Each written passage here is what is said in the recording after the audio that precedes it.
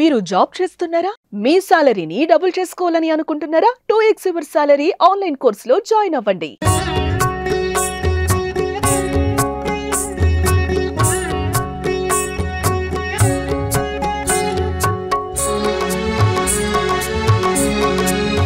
So final గా మనం భైరవ్ కోన అయితే వచ్చాము.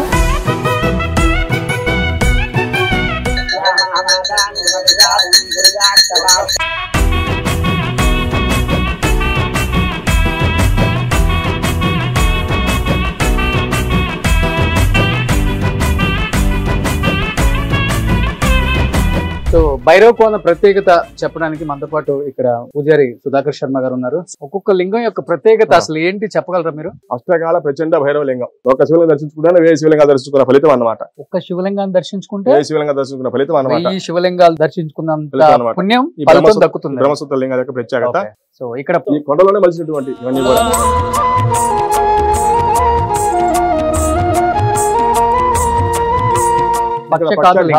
ఎక్కడి నుంచి వస్తుంది ఇప్పుడు ఈ శివలింగం? కింద ఉంటాయి వాటర్. ఇదిగోండి ఇక్కడ ఉంటాయి చూడండి మీరు కూడా. ఇది ఒక 10 అడుగుల లోతుగా ఉంటుంది. ఈ కొండ పైన ఊటకి అది అనుసంధానమై ఉంటుంది. ఇక్కడ అప్పట్లోనే ఏంటంటే ఒక మ్యాప్ గీశారు చూడండి. అంటే ఒకప్పుడు ఈ తారు రోడ్డు లేదు, ఇటు నుంచే రావాలా.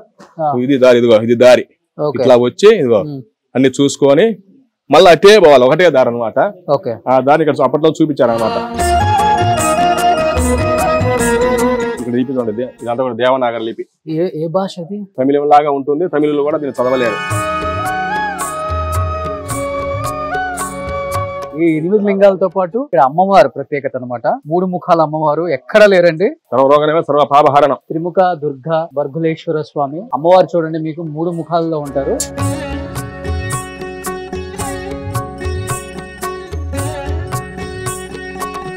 ఇది కూడా ఈ కొండతో పాటే చెక్కబడిన మొత్తం ఏకశైలి అంతే.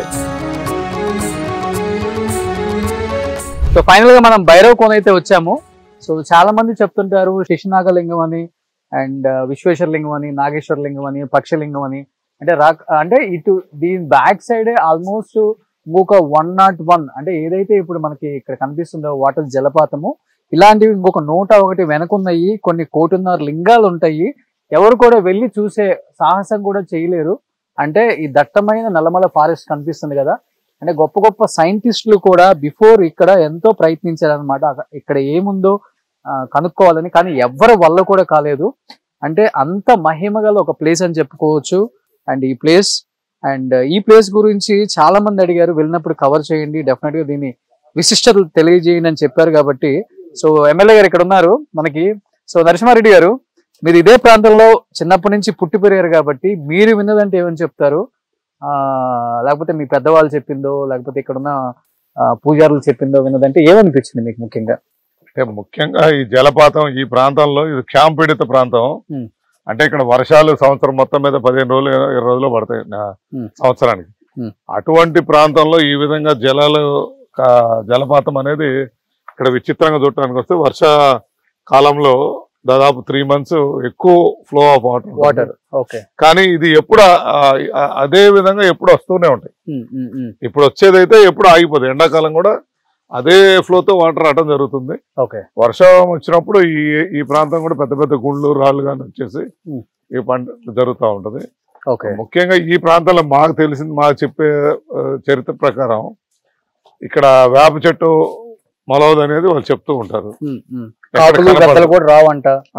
తర్వాత కాకి అనేది ఈ ప్రాంతంలో సంచరించదు అని చెప్తున్నారు. మేము కూడా ఎప్పుడు అంటే గత 20 సంవత్సరాల నుంచి ఈ ప్రాంతంలో తిరుగుతున్నాం, కానీ ఎప్పుడు మాకు ఇక్కడ అటువంటి దాఖలాలు ఎక్కడ లేవు.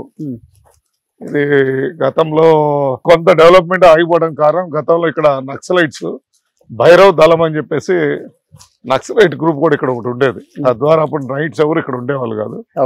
తర్వాత మేము శాసనసభ్యులుగా ఉన్న టైంలో గతంలో 2012 అప్పుడు ఇక్కడ శివరాత్రి రోజు నైట్ మన సింగర్ మను గారిని తీసుకొచ్చి ఇక్కడ మ్యూజికల్ నైట్ పెట్టి ఆ రోజు నైట్ ఇప్పుడు ఎండోమెంట్ మినిస్టర్ గారు, అప్పుడు ఫైనాన్స్ మినిస్టర్ ఉన్నారు, ఆనం రామనాయుడు గారిని తీసుకొచ్చి ఇక్కడ కార్యక్రమం చేయడం కూడా జరిగింది. అప్పటి నుంచి రాత్రులు ఇక్కడ జనాలు ఉంటాం, అట్లా అట్లా కాలక్రమేణంగా మొత్తం మారిపోవడం జరిగింది. సో ఇప్పుడు నైట్ ఉండొచ్చు, నైట్ ఉంటున్నారు ఇక్కడ. ఓకే, నైట్ చాలా గెస్ట్ హౌస్లు కట్టారు. ఓకే, రేపు మా ఫ్యూచర్ చైర్మన్ ఆఫ్ ఈ భైరవ కోన ఈ ప్రాంతం డెవలప్ ఈ క్షేత్రాన్ని డెవలప్ చేయాలని తను ఒక సాఫ్ట్వేర్ ఎంప్లాయీ, అదే విధంగా రియల్ ఎస్టేట్ చేస్తున్నారు. కానీ ఈ ప్రాంతంలో ఎందుకంటే తనది సొంత పంచాయతీ, తన పుట్టిన ఊరు కాబట్టి ఈ ప్రాంతాన్ని డెవలప్ చేయాలని తన ఆలోచనతో ఇక్కడ ఆర్కియాలజీ వాళ్ళు, అదేవిధంగా స్థపతి కొంతమందిని తీసుకొచ్చి దీన్ని ఎట్లా డెవలప్ చేయాలి, ఇంకా భైరవ క్షేత్రం అనగానే అప్పుడు కృష్ణదేవరాయలు ఏ విధంగా అయితే దీన్ని డెవలప్ చేస్తారో దానికన్నా ఈ రాజులు కూడా ట్రై చేస్తారని ఆశించి చైర్మన్గా మేము వారిని నియమించడానికి కూడా జరుగుతా ఉంది. ఓకే, అంటే నేను చూశాను వీడియోలలో, అంటే ఒకే కొండపై అన్ని రకాల దేవుళ్ళని దేవతల్ని చెక్కబడింది. ఎక్కడది? ఒక్కసారి వెళ్దాం. టెంపుల్ యొక్క ప్రాముఖ్యత ఏంటి అండ్ శివలింగం యొక్క ప్రాముఖ్యత ఏంటి? ఓకే, అంటే ఒకే కొండపైన ఎక్కడ కూడా వేరే వేరే అంటే వేరు వేరు ఎక్కడ చెక్కి తీసుకురాకుండా ఒకే కొండపైన అన్ని యాజ్ యూజువల్ గా చెక్కారనమాట. 8 టెంపుల్స్ మీకు ఇక్కడే కనిపిస్తాయి. అండ్ ఒక 7 తూర్పు ముఖం, 1 పడమట ముఖం అని నేను విన్నాను. దీని గురించి అన్ని లింగాల గురించి నాకన్నా అద్భుతంగా మాకన్నా కూడా ఇక్కడ ఉన్న వాళ్ళు వీళ్ళే చెప్తారు కాబట్టి వాళ్ళ మాటలను తెలుసుకున్నాం. సో యాజ్ యూజువల్ గా ఎమ్మెల్యే గారు వచ్చారు కాబట్టి పూజతో స్టార్ట్ చేద్దాం.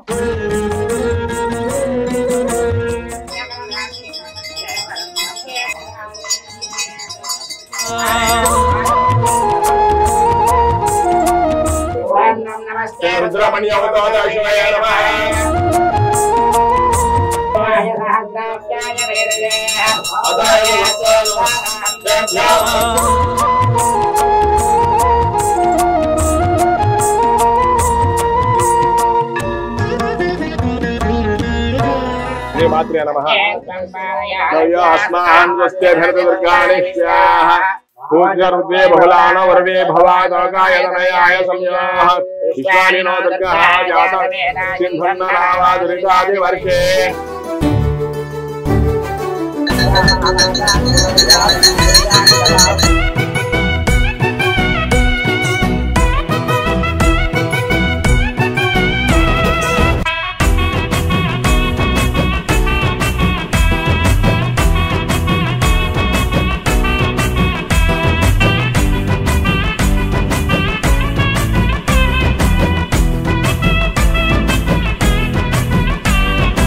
సో భైరవ కోన ప్రత్యేకత చెప్పడానికి మనతో పాటు ఇక్కడ పూజారి సుధాకర్ శర్మ గారు ఉన్నారు. సుధాకర్ శర్మ గారు, దీని గురించి చెప్తుంటేనే వింటుంటేనే కొన్ని విజువల్స్ చూస్తుంటేనే గూస్ బంప్స్ అన్నమాట. నేను కార్లో వచ్చేటప్పుడు అంతా చూసుకుంటూ వచ్చాను. అంటే ఒకే కొండలో ఇన్ని లింగాలు, అంటే అక్కడ కనిపిస్తున్నాయి 8 రకాల లింగాలు ఇక్కడే కొండలోనే చెక్కి శిలల. ఏం చెప్తారు ప్రత్యేకత అంటే ఏమని చెప్తారు? ఫస్ట్ ఇక్కడి నుంచే ప్రధానంగా ఈ భైరవ కోన అనేటువంటి పేరు ఎందుకు వచ్చిందంటే క్షేత్రపాలకుడు కాలభైరవుడు అయినందువలన ఆయన పేరు మీదనే భైరవ కోన అని పేరు వచ్చింది అనమాట. ఇక్కడ ఏంటంటే ఈ క్షేత్రం మొత్తం క్షేత్రపాలకుడు, అందువల్ల ఈ ప్రదేశంలో కాకి కూడా సంచరించదు. కాకి గద్దలు రెండు కూడా, అంటే మెయిన్ కాకి, ఎందుకంటే కాకి శనేశ్వర స్వామి వారి యొక్క వాహనం కదా, ఆ స్వామి యొక్క శని ప్రభావం ఇక్కడ లేదు అని, కాబట్టి కాకి సంచరించదు. కాకి లేదు కనుక ఈ వేప చెట్టు అనేటువంటిది వ్యాపించలేదు, ఎందుకంటే కాకి ద్వారానే ఆ వేప పంట విస్తరిస్తుంది. కాకి సంచరించదు కనుక వేప చెట్టు కూడా ఈ హద్దు మండలం లోపల ఎక్కడ కూడా లేదన్నమాట. అది ఒక విశేషం అనమాట. కాబట్టి ఈ క్షేత్రపాలకుడి భైరవుడికి ఎదురుగా మనకు 3 ముఖాల అమ్మవారు దర్శనం ఇస్తుంది. మహాకాళి, మహాలక్ష్మి, మహాసరస్వతి, ముగ్గురు కలిసి అమ్మవారు త్రిముఖ దుర్గాంబ. అట్లా అమ్మవారు అట్లా త్రిముఖ దుర్గాంబ అని పిలువబడుతుంది. అమ్మవారు ముందుగా భర్గులేశ్వర స్వామి వారు ఉంటారు మనకి. అది అమ్మవారు ముందుగా మనకి ఆ శివుడి పేరు భర్గులేశ్వరుడు. తర్వాత ఇక్కడ అన్ని కూడా మనకి ఇక్కడ మనకు ఒకే రాజచక్రమైనటువంటి 8 గృహాలయాలు 8 గృహాలయాలు ఉంటాయి. మొత్తం మీద తీసుకుంటే 108 లింగాలు, చిన్నవి కానీ పెద్దవి కానీ కూడా 108 లింగాలు ఉంటాయి. 108 శివలింగాలు మొత్తం, చిన్నవి పెద్దవి అన్ని కలిపి 108. ప్రధానంగా 8 గృహాలయాలు 8 గృహాలయాలు ఉంటాయి. ఒక్కొక్క లింగం యొక్క ప్రత్యేకత అసలు ఏంటి చెప్పగలరా మీరు? అష్టకాల ప్రచండ భైరవ లింగం చూడండి. ఇక్కడ ప్రతి గృహాలయం, ప్రతి శివుడి దగ్గర కూడాను ప్రతి చోట వినాయకుడు, నందీశ్వరుడు, చండీశ్వరుడు. చూడు తర్వాత చూడు అటు ఇటుగా ఒకవైపున బ్రహ్మదేవుడు, ఒకవైపున విష్ణుమూర్తి. బ్రహ్మకి ఎక్కడ కూడా రూపం ఉండదు. ఇక్కడ భైరవ బ్రహ్మదేవుడు మనకి అన్ని గృహాలలో కనిపిస్తాడు. చూడండి బ్రహ్మ, విష్ణువు. ఇంకొకటి ఏంటంటే ప్రత్యేకత, ఇవన్నీ కూడా ఇక్కడ కొండలో ఈ మొత్తం కూడా ఏకశిల ఒకటే శిల మొత్తం ఈ కొండలోనే మలిసినటువంటి కొండలోనే వెలిసిన అది దేవతలు దేవుళ్ళు చెప్పుకోవచ్చు. మునులు మలుచుకున్నారు అంతే, ముందు మలుచుకున్నారు. వాళ్ళు తపస్సు చేసుకున్న కోసంగా వాళ్ళు మలుచుకున్నారు. మునుల యొక్క సంకల్పమై. చూడండి, తర్వాత బ్రహ్మ, విష్ణుమూర్తి, ద్వారపాకులు శృంగేశ్వరుడు, భృంగేశ్వరుడు. వీళ్ళు తలపాగలు పెట్టుకోండి. చూడండి, శృంగేశ్వరుడు, భృంగేశ్వరుడు తలపాగాలు ఉంటాయి. అంటే కైలాసంలో వాళ్ళు ఏంటంటే వాళ్ళ అనుమతి తీసుకుని పోవాలా. అట్లాగే ఇక్కడ శృంగి, భృంగి కాపలాగా. 9వ దశాబ్దం అయింది. 8వ దశాబ్దం, ఇవన్నీ 6వ శతాబ్దం. 6వ శతాబ్దం అంటే చోళ రాజులు పల్లవుల కాలంలో, ఆ కాలంలో వాళ్ళు యోగులు తపస్సు చేసుకుంటే ఇవన్నీ కూడా యోగుల యొక్క నిర్మితం అన్నమాట. సో ఇక్కడ నంది కూడా చూడండి, ఇక్కడ కొండలో అంటే ఏకశిలలోనే మొత్తం నంది కూడా అంతా ఏకశిలలోనే. ఇంతవరకు కూడా మొత్తం ఏకశిల, ఇంతవరకు ఇలా ఉంటుంది. ఈ శిల మొత్తం ఇలా ఉన్నదాన్ని వాళ్ళు మునులు మలుచుకుంటూ చేసుకున్నారు ఇవన్నీ కూడా. సో వినాయకుడు, వినాయకుడు, నందీశ్వరుడు, చండీశ్వరుడు, బ్రహ్మ, విష్ణువు, శృంగి, భృంగి, మధ్యలో శివుడు అన్నమాట. సో ఇది అష్టకాల ప్రచండ భైరవ లింగము. ఈ లింగం దీని ప్రత్యేకత అష్టకాల ప్రచండ భైరవ లింగం అంటే ఈ భైరవులు అష్టభైరవులు అన్నమాట. ఉన్మత్త, రురు భైరవ, ఇట్లా మొత్తం అష్టభైరవులు అంటారు. అందుకే 8 గృహాలయాలు. అష్టభైరవులు అంటే 8 దిక్కుల 8 భైరవులు అనమాట. ఆయన ప్రథమంగా అష్టకాల భైరవ లింగం అనమాట. ఆయన పేరు మీద ఉంటుంది అనమాట. అన్ని శివలింగాలు బ్రహ్మసూత్రం శివలింగాలు చూశారు కదా. అవును, బ్రహ్మసూత్రం శివలింగాలు ఇక్కడ ప్రత్యేకత. ఒక శివలింగం దర్శించుకుంటే 1000 శివలింగాలు దర్శించుకున్న ఫలితం అనమాట. ఒక్క శివలింగాన్ని దర్శించుకుంటే 1000 శివలింగాలు దర్శించుకున్న ఫలితం అనమాట. ఈ శివలింగాలు దర్శించుకున్నంత పుణ్యం దక్కుతుంది. బ్రహ్మసూత్ర లింగాల యొక్క ప్రత్యేకత. సో ఇక్కడ ఘాతలింగం అంటే ఈయన శత్రువు నిర్మూలన చేసేవాడు. పక్ష అంటే శత్రువులు, ఘాత అంటే చంపడం. అంటే శత్రువు నిర్మూలన అంటే బహిర్గత శత్రువులు కాకుండా అంతర్గత మద, మాచర్య, లోభ ఇటువంటి వాటిని ఈ అరిషడ్లను కూడా అరిచివేస్తాడు. అందువల్ల ఏంటంటే మళ్ళీ క్రమశిక్షణలో ఉంచుతాడు అనమాట. అందువల్ల పక్షి ఘాత లింగేశ్వరుడు. ఈయనకి ఇంకో పేరు జలలింగం అని కూడా అంటారు. ఎందుకంటే ఈ స్వామికి ఎప్పుడు కూడా నీరు ఉంటుంది కనుక జలలింగం అని కూడా. ఈ స్వామి కింద ఉంటుంది, అడుగు పాను మట్ట కింద ఉంటాయి. ఇక్కడ కూడా చూశారు కదా, వినాయకుడు, నంది, చండీశ్వరుడు, బ్రహ్మ, విష్ణు, శృంగి, భృంగి. ఇట్లాగా ఎక్కడి నుంచి వస్తుంది ఇప్పుడు ఈ శివలింగం కింద ఉంటాయి వాటర్? ఇదిగోండి ఇక్కడ ఉంటాయి, చూడండి మీరు కూడా పోయి చూడండి.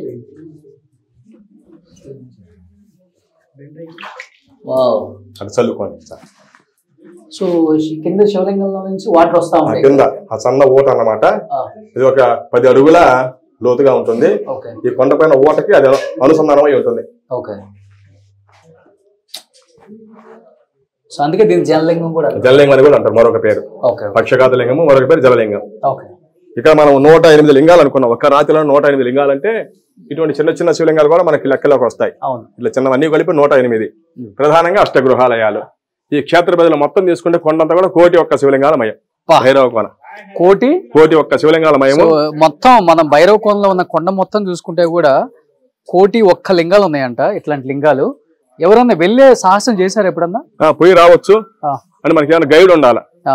ఎందుకంటే దారి తప్పే అవకాశం ఉంటుంది, అటవీ ప్రాంతం కాబట్టి మనం చూపించే గైడ్ ద్వారా పోయి రావచ్చు. అంటే గురుగారు, అంటే ఇక్కడ ఒక 5-6 శివలింగాలు చూస్తుంటేనే మన కళ్ళు బయర్లుగా అమ్ముతున్నాయి.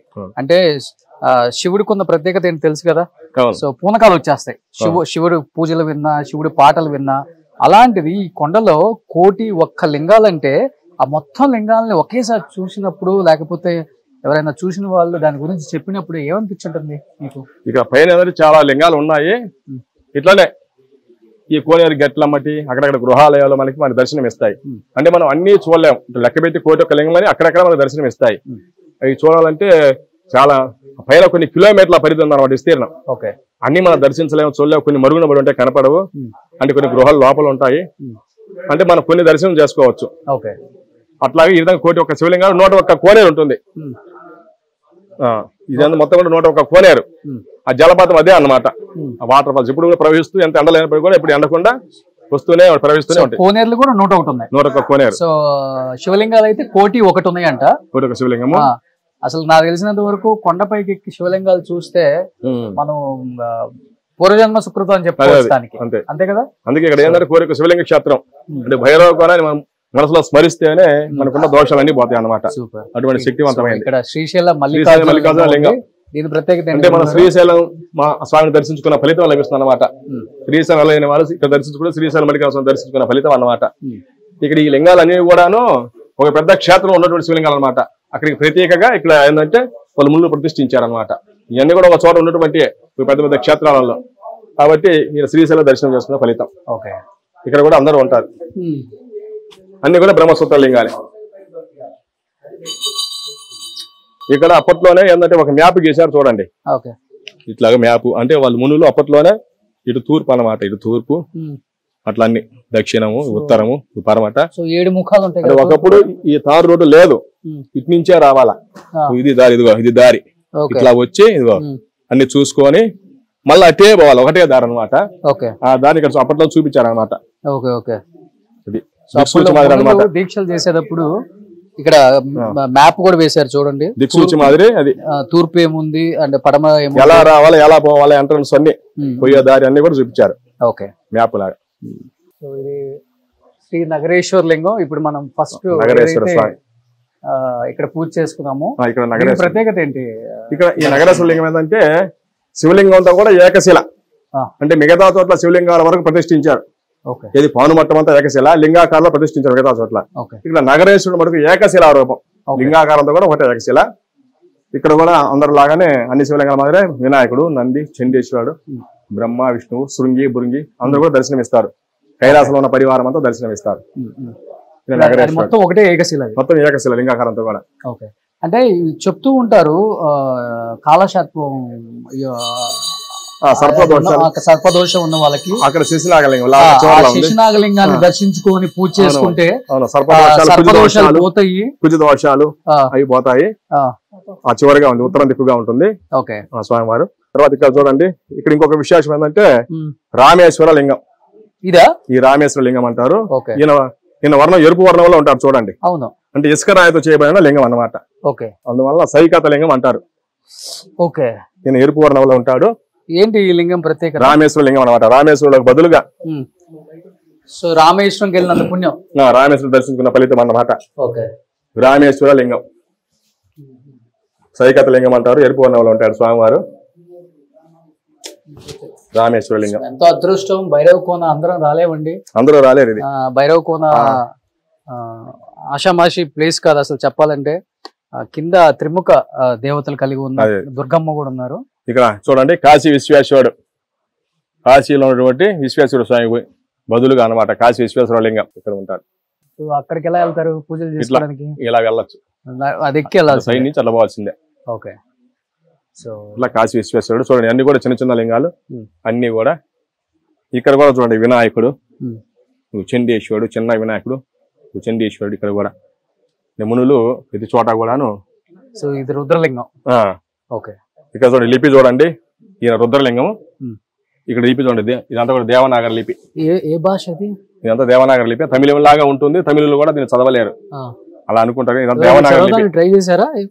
ట్రై చేసేది దేవనాగర లిపి. అంటే చాలా మంది పురావస్తు వాళ్ళు దాన్ని అర్థం చేసుకోగలరు. Okay okay. ఇది శిశునాగలింగం. శిశునాగలింగం. ఈయనొక్కడు ఉత్తరం దిక్కు. ఓకే. వాళ్ళందరూ కూడా తూర్పు వైపుగా ఉంటే ఈయనొక్కడు ఉత్తరం దిక్కుగా మళ్ళీ ఉంటారు చూడండి. ఓకే. ఈ విశేషం ఈయన ఏంటంటే ఈ కుజ దోషాలకి, సర్ప దోషాలకి, కాల సర్ప దోషాలు వీటికి ఏంటంటే ఈయన దర్శనం చాలా మంచిది. ఓకే. శిశునాగలింగం. ఈయన పురాతనం ఏంటంటే ఈయన యొక్క శిరస్సు నందు మరి ఉంటుందని ప్రసిద్ధి అన్నమాట. ఈయన ప్రకాశవంతంగా ఉంటాడు రాత్రి వెళ్ళేందుకు కూడా అని ఆ పురాణం వల్ల ఉంటుంది. ఇక్కడ కూడా కైలాసంలో ఉన్న పరివారం అందరూ కూడా ఇక్కడ మన దర్శనం ఇస్తారు. అన్ని సేమ్ యాజ్ ఇట్ ఈస్ గా ఎక్కడైతే ఏముంది అన్ని శివాలయాలు కూడా ఇలానే ఉంటాయి అన్ని కూడా. ఓకే. కానీ చరిత్రలో ఒకటి ఉందండి, ఇక్కడ అంటే ఈ మొత్తం ఫారెస్ట్ లో కూడా ఎన్నో కాలసర్పాలు ఉన్నాయి, విషనాగులు ఉన్నాయి, కానీ ఎవరిని కూడా ఏమి చెయ్యవు. పెద్ద పెద్ద పాములు చాలానే ఉన్నాయి అన్నారు. ఏంటి ఆ ప్రత్యేకత? ఇంతవరకు కూడా కనపడడానికి పెద్ద పెద్ద సర్పాలు కనపడ్డాయి మాకు. రోజుగా మనకి ప్రతిరోజు కూడా అవపడుతూనే ఉంటాయి ఇక్కడ విషయం. ఎందుకంటే ఇది అటవీ ప్రాంతం మామూలుగానే ఉంటాయి. అయితే ఇక్కడ ఎవరిని కూడా పాము కాటేసినట్టు, ఆ పాము కాటు ద్వారా మరణించినట్లు ఇక్కడ వార్తలు లేవన్నమాట. అవి కూడా ఏమీ అనవు. ఎందుకంటే ఇక్కడ వాతావరణం వల్ల ఇది ఒక ముని శాపం అనుకుంటారు. ఎందుకంటే అవి కూడా మౌనంగా ఉంటాయి, ఎవరిని కూడా ఒకళ్ళ జోలికి వెళ్ళవి.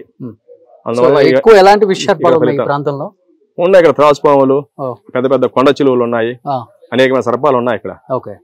ఎవరిని కూడా ఏం అనవు ఇక్కడ ఇంతవరకు కూడా అన్నటువంటి. ఎందుకంటే ఈ మొత్తం కూడా ఇక్కడ శేషముని, ఈ సర్పాల గురువు శేషముని కదా, ఆయన కూడా ఇక్కడ ఉన్నాడు అన్నమాట. ఆయన ఎందుకంటే ఆయన గురువు అన్నమాట. అందువల్ల ఆయన యొక్క శాపం వల్ల కూడా ఇక్కడ ఏమి అనవు అన్నమాట. అది. సో దాని వల్ల అసలు భయం లేదు ముందు ఈ ప్రాంతానికి రావడానికి కూడా. ఇక్కడ ఎటువంటి భయం లేదు, మనం చూసి భయపడమే కానీ అవి ఎవరిని కూడా ఏమి అనవు. ఓకే, అది ఇక్కడ విశేషము. ఇంకేంటి విశేషం? తర్వాత అది గృహ, దాన్ని స్వరంగ మార్గం అంటారు, బెల మార్గం అంటారు. అంటే యోగులు వాళ్ళు సూక్ష్మ రూపంలో వెళ్లి వచ్చేవారు అని, పైగా ఆ ప్రదేశంలో తపస్సు చేసుకునే వాళ్ళు అని, ఆ గృహలో వాళ్ళు సూక్ష్మ రూపం ధరించి వాళ్ళు తపస్సు చేసుకునే వాళ్ళు అని ఆ గృహ మార్గంలో, బెల మార్గంలో. పైకి వెళ్ళి వెళ్ళాలా? పైకి వెళ్ళి అది మనకంటే అట్లా కూర్చొని వంగి వెళ్లే దారి సన్నగా ఉంటుంది, మనం ఫ్రీగా నిలబడి పోలేం, అట్లా వంగి చూసే దారి ఉంటుంది, పైన చిన్నగా ఉంటుంది. అది ఏంటంటే ఇక్కడి నుంచి అనుమల కొండ వరకు ఉందని దారి, పామూరు దగ్గర ఉన్నటువంటి అనుమల కొండ వరకు ఆ సొరంగ మార్గం ఉందని. అఘోరాలు సాధువులు వస్తుంటారు శివరాత్రి? వస్తూ ఉంటారు వాళ్ళు, మామూలుగా ఎప్పుడైనా కానీ వస్తూనే ఉంటారు. అడపదడప అఘోరాలు నాగ సాధువులు వచ్చి వెళ్తూ ఉంటారు. వాళ్ళు అన్ని క్షేత్రాలు దర్శించుకుంటూ ఈ భైరవకోన దర్శిస్తారు. భైరవకోన శక్తివంతమైంది కాబట్టి వాళ్ళు వస్తారు, ప్రధానంగా ఇక్కడికి వస్తారు. సో వచ్చితే లోపలికి వెళ్ళి వాళ్ళు దీక్షలు చేసుకోవడం, వాళ్ళు దర్శనం చేసుకొని వాళ్ళు ఇక్కడ ఏంటంటే వాళ్ళు ఒంటరిగానే ఉంటారు, వాళ్ళు జన సంచారంలో ఉంటారు, వాళ్ళు విడిగా అటవీ ప్రాంతం వెళ్ళిపోతారు విడిగా. సో ముఖ్యంగా ఇక్కడ చెప్పుకోవాల్సింది ఈ 8 లింగాలతో పాటు ఇక్కడ అమ్మవారు ప్రత్యేకత అనమాట. 3 ముఖాల అమ్మవారు, 3 ముఖాల అమ్మవారు ఎక్కడ లేరండి. అండ్ ఈ అమ్మవారు దర్శనం చేసుకుంటే సర్వరోగ నివారణి, సర్వ పాపహరణం. సో అదే మన త్రిముఖ దుర్గా బర్గులేశ్వర స్వామి అమ్మవారు చూడండి, మీకు 3 ముఖాల్లో ఉంటారు. చూడండి ఇటువైపున మహాకాళి అమ్మవారు, మహాకాళి అమ్మవారు ఉగ్రంగా ఉంటుంది చూసారా, దక్షిణ ముఖంగా ఉంటుంది, దక్షిణ కాళి అని కూడా అనొచ్చు. దక్షిణ కాళి ఉగ్రంగా వల్ల నోట్లో అగ్ని జ్వాల వస్తూ ఉంటుంది. ఎదురుగా మహాలక్ష్మి, అటువైపు ఉత్తరముఖంగా మహాసరస్వతి అద్దం పడుతూ ఉంటుంది. ముగ్గురమ్మలు మహాకాళి, మహాలక్ష్మి, మహాసరస్వతి, ముగ్గురు కలిపి త్రిముఖ దుర్గాంబ అమ్మవారు, ఆదిశక్తి అన్నమాట. ముగ్గురు కలిసి ఆదిశక్తి అన్న శక్తి స్వరూపం. ముందుగా స్వామివారు ఉంటాడు భర్గులేశ్వరుడు, అట్లా త్రిముఖ దుర్గాంబ సహిత భర్గులేశ్వర స్వామి అన్నమాట. అమ్మవారిని ఎక్కువ ఎవరు దర్శించుకుంటారండి? అమ్మవారిని ఇంకా అందరు కలిసినట్టు శక్తి స్వరూపిణి, ఇంకా శక్తి స్వరూపిణి, ఆదిశక్తి ఆమె. ఆదిశక్తి నుండే మొత్తం సమస్తం కూడా ఉద్భవించింది అనమాట. ఇక్కడ ఒక చోటే ఉంది కదా ఇది, ఇక్కడ అరుదుగా తర్వాత ఎక్కడో ఉందన్నారు మన దేశంలో, ఇంకో చోట ఎక్కడో ఉంది. సో ఇది కూడా ఈ కొండతో పాటే చెక్కబడిన అంటే ఈ మొత్తం ఏకశిల, అంతే ఏకశిల. ఇక్కడ నందీశ్వరుడితో కూడా చూడండి మొత్తం కూడా ఇంతవరకు అన్నమాట. ఇది నందియా? నంది శిరస్సు పోయింది, భిన్నమైంది. సో ఒకటే కొండ ఏకశిలలో ఏర్పడిన దేవదేవతలు వీళ్ళందరూ కూడా ఏకశిల. సో అందుకే ఇంత మహిమ గల పుణ్యక్షేత్రంగా మారిపోయింది శక్తి స్వరూపిణి అమ్మవారు. ఇక్కడ విశేషం ఏంటంటే కార్తీక పౌర్ణమి రోజున ఈ యొక్క చంద్రుడి యొక్క వెలుగు ఈ యొక్క ఈ జలపాతంలో పడి ఆ ప్రతిబింబం అనేటువంటిది అమ్మవారి యొక్క నోష్టంగా పడుతుంది అనమాట. అది చాలా విశేషమైనటువంటిది. ఒక కార్తీక పౌర్ణమి రోజు మాత్రం ఆ విశేషం ఉంటుంది. ఆ యొక్క కార్తీక పౌర్ణమిలో వేల సంఖ్యలో భక్తులు వస్తారు. ఇది ఇక్కడ చాలా విశేషం ఉంటుంది భైరవకోనలో. తర్వాత ఇక్కడ ప్రతి శివరాత్రికి కార్తీక మాసం నెల ఆ దసరా 10 రోజులు కూడా ఇక్కడ విశేషంగా జరుగుతాయి పూజలు. వేల సంఖ్యలో భక్తులు వస్తారు. ఇక్కడ విదేశాల నుంచి కూడా వాళ్ళు ఫారినర్స్, విదేశస్తులు కూడా ఇక్కడికి వస్తున్నారు అనమాట. అంటే ఇది ఒక టూరిజం ప్లేస్ కింద వాళ్ళు వస్తూ ఉంటారు ఇక్కడికి. ఇక్కడికి రండి. ఇక్కడ ఇంకొక విశేషం ఉంది. ఇక్కడ ఇది మనము ఒక్కసారిగా చూస్తే అర్థం కాదు, ఇక్కడ నిదానంగా గ్రహిస్తే ఇక్కడ శివకేశులు ఇద్దరు కలిసి ఉంటారు చూడండి. ఇట్లా చూస్తే విష్ణుమూర్తి ఈ భాగం, ఇటు శివుడు అంటే శంకు చక్రము చూసారా, కౌపీనము, ఈ భాగం వచ్చి విష్ణుమూర్తి, ఇటు శివుడు చూడండి త్రిశూలము రుద్రాక్ష. కాబట్టి శివకేశవులు ఇద్దరు కలిసి ఉంటారు అన్నమాట. అర్ధనాదేశ్వరుడు లాగా శివకేశవులు హరిహరులు ఇద్దరు కలిసి ఉంటారు. ఇదొక విశేషం అన్నమాట. ఈయన నటరాజ స్వామి వారు. ఎంత అద్భుతంగా ఉందండి పుణ్యక్షేత్రం. అసలుకి ఎక్కడ బహుశా మనం హిస్టరీలో చూసుండం ఇలాంటివి. కొన్ని తక్కువ ప్లేసెస్ లో మాత్రమే ఇలాంటి ఒక గొప్ప పుణ్యక్షేత్రాలు ఉన్నాయి. అది ముఖ్యంగా ఆంధ్రప్రదేశ్ లో మన కనిగిరి నియోజకవర్గంలో భైరవకోన ఉండటం మన అదృష్టం అని చెప్పుకోవచ్చు. అండ్ ముఖ్యంగా తమిళనాడు నుంచి, బెంగళూరు నుంచి, వివిధ రాష్ట్రాల నుంచి ఎవరెవరో వచ్చి పుణ్యక్షేత్రాల్లో దర్శించుకుంటున్నారు. ఏంటి అని చాలా మంది అనుకున్నాం మేము కూడా. బట్ ఎప్పటి నుంచో అనుకుంటున్నాను భైరవకోన, మగధీర సినిమాలో భైరవకోన యొక్క ప్రత్యేకత అండ్ భైరవకోన యొక్క గొప్పతనం రాజమౌళి గారు చూపించిన తర్వాత భైరవకోన అనే ఒక ప్రాంతం చాలా మందికి తెలిసింది. అప్పటి నుంచి రావడం స్టార్ట్ చేశారు. ఎవరైనా కానీ ఒంగోలు వెళ్ళే వాళ్ళు అందరికి బస్సు అందుబాటుగా ఉంది. అన్ని సౌకర్యాలు చాలా బాగుంది, బ్రహ్మాండంగా ఉంది. ఇక్కడ ప్రస్తుతం ఈ వచ్చేటువంటి వాళ్ళకి భోజన సదుపాయం ఉన్నది. తర్వాత వసతి గృహాలు ఉన్నాయి, రూమ్స్, ఏ టైంలో వచ్చిన రూములు ఉన్నాయి, భోజనం ఉంటుంది. కాబట్టి ఎక్కడి నుంచైనా రావచ్చు, ఇబ్బంది ఏం లేదు. అన్ని ప్రాంతాల కూడా రూట్ మార్గమే, అందరూ కూడా రావచ్చు. ఇక్కడ ఈఓ గారు, చైర్మన్ గారు అన్ని వసతులు కల్పిస్తున్నారు. కాబట్టి ఎలాంటి ఇబ్బంది లేదు. బిఫోర్ కి ఇప్పటికి చాలా మారిందా? చాలా అరేంజ్మెంట్స్ కావచ్చు, ముఖ్యంగా భక్తులకు కావాల్సింది అరేంజ్మెంట్స్ సరిగా లేకపోతే కష్టం అసలు. ఇప్పుడు ఇబ్బంది ఇప్పుడు వచ్చిన చైర్మన్ గారు, ఈఓ గారు కానీ పూర్తిగా సహకరిస్తున్నారు. వాళ్ళు అదే పనిగా నిత్యం కూడా అభివృద్ధి గురించి వాళ్ళు ఆలోచిస్తూ ఉన్నారు, చేస్తూ ఉన్నారు ఇక్కడ. సో ఇక్కడ ఎమ్మెల్యే గారు ఉన్నారు కాబట్టి ఎమ్మెల్యే గారు నిజంగా ఆయన టెంపుల్ యొక్క గొప్పతనం, భైరవకోన గొప్పతనం చెప్పిన తర్వాత నాకే కాసేపు గూస్ బంప్స్ అండి. ఏం చేయాలనుకుంటున్నారు? మీ ప్రాంతంలో ఉంది, మీ నియోజకవర్గం కాబట్టి భైరవకోన్ని మీరు వచ్చిన తర్వాత మార్చిన అంటే ఏం డెవలప్మెంట్ జరిగింది, ఏం డెవలప్ చేయాలనుకుంటున్నారు? గతంలో ఇక్కడ కరెంట్ ఉండేది కాదు, రాత్రులు భక్తులు ఉండేవాళ్ళు కాదు. ఇప్పుడు కొత్తగా ఇది ఫారెస్ట్ లో ఉండేది. గతంలో ఈ టెంపుల్ ని ఫారెస్ట్ లో ఉండేది, ఫారెస్ట్ ఏమో ఎండోమెంట్ లో ఉండేది. దాన్ని కేంద్ర ప్రభుత్వంతో మాట్లాడి ఎండోమెంట్కి ఇప్పించి మళ్ళీ ఫారెస్ట్ డైవర్ట్ చేయడం, తద్వారా సత్రాలు డెవలప్ చేయటం, కరెంట్ లాగిచ్చాం. ఇప్పుడు దీంట్లో కొద్ది న్యాచురల్ గా అంటే పూర్వం రాజుల టైంలో ఏ విధంగా అవుతుందో అదే విధంగా ఇక్కడ ఏదైనా కొన్ని పాడుపడ్డ వాటిని ఆర్కియాలజీ వారి సహాయంతో తీసుకొని దాన్ని చెక్కిచ్చి మళ్ళీ అది రీప్రజెంటేషన్ చేసి ఇది భైరవకోన క్షేత్రాన్ని ఆంధ్ర రాష్ట్రం, భారతదేశంలోనే మంచి క్షేత్రంగా తీర్చిదిద్దాలనేది మా కోరిక. ఆ అమ్మవారి ఆశీస్సులు, ఆ శివుడి ఆశీస్సులు ఉంటే అవన్నీ జరుగుతాయని ఆ త్రిముఖ దుర్గామాతకి మరి ఆ శివలింగేశ్వర స్వామికి కోరుకుంటూ ఉన్నాం. Thank you. గొప్ప పుణ్యక్షేత్రంగా భైరవకోన మారాలని మనస్ఫూర్తిగా కోరుకుంటున్నాను. ఒకసారి మీకు చూస్తే, పైన చూస్తే అర్థం అవుతుంది, మనకు తిరుపతిలో ఉన్న ఒక ఫీలింగ్ కలుగుతుంది. పైన కొండలు చూస్తే కూడా ఒకసారి చూడండి. సో కంప్లీట్ గా ఈ పైన చూడండి. సో పెద్ద ప్రమాదం ఏం లేదు, ల్యాండ్ స్లైడ్ జరిగినా పడతా రావు. ఓకే, మళ్ళీ వెంటనే మనం ఓకే. ఈ పైన కూడా ఉంది సార్, అదే గృహం ఉందంట కదా చిన్నది, హనుమలకొండ వరకు ఉండదు అంతా. వెళ్ళారు, ఎవరన్నా ప్రయత్నం చేశారా? ఓకే. సో చోళులు, పల్లవ రాజులు అన్నారు కాబట్టి ఇక్కడ ఏమన్నా ఐడెంటిఫై చేశారా? అంటే ఉంటాయని చెప్తూ ఉంటారు, గుప్త నిధులు ఉన్నాయంటారు. చెక్కడం ఇవన్నీ కూడా అప్పుడు వాళ్ళు చేసినవి, కానీ తర్వాత ఎవరు ఇక్కడ మునుల ప్రతిష్ట అంటే ఇక్కడ గుప్త నిధులు ఉంటాయి, వజ్రాలు ఉంటాయి, చాలా విన్నాం మేము. ఉండవు, అన్ని శివాలయాలు కాబట్టి శివుడి దగ్గర అంటే ఇటువంటి ఏమి ఉండవు గుప్త నిధులు. అటువంటి ఆలోచన అనేది అనవసరము, ఓన్లీ భక్తి మార్గం అంతే. Super. Anyhow thank you so much ఉగ్ర నరసింహారెడ్డి గారు. సో మంచి ప్రదేశానికి తీసుకొచ్చారు, మంచి దర్శనం, మంచి అనుభూతిని కలిగించారు. Thank you so much. Suman టీవీలో మీ పర్సనల్ అండ్ బిజినెస్ ప్రమోషన్స్ కోసం కింది నెంబర్కి కాంటాక్ట్ చేయండి.